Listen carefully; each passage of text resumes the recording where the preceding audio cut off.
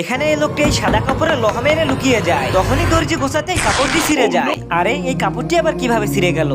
এখানে আবার কে লোহা মারলো? মালিক মালিক ওই কানার কাছে কাপড়টি কেন দিয়েছেন? কেন কি হয়েছে? দেখেন হাজি সাহেবের কাপড়টি ছিঁড়ে ফেলেছে। আরে এসব কি বলিস? বিশ্বাস না করলে আপনি গিয়ে দেখেন। তাহলে এখন কি হবে? বড় ওস্তাদ জানতে পারলে তো আমাকে কাজ থেকে বের করে দেবে। আইডিয়া, সুপার গুলো মেরে দেই। ঠিক আছে ভাইজান, শুট রেডি করে দেবো, আপনি এটা ওর কাছে দেন। আরে না, এটা তুই বানাবি। তাহলে মালিক আগে ওর ব্যাপারটা দেখেন। আচ্ছা চল আগে ওর ব্যাপারটা দেখি। কিরে, আমি তোকে একটা কাজ দিলাম, তুই কাপড়টি ছিঁড়ে ফেললি? দোকানের মান সম্মান সব তো ধুলাই মিশে দিলি। কি বলেন মালিক, কোন কাপড়টা আবার ছিঁড়লাম? এটাই তো ছিঁড়ছে।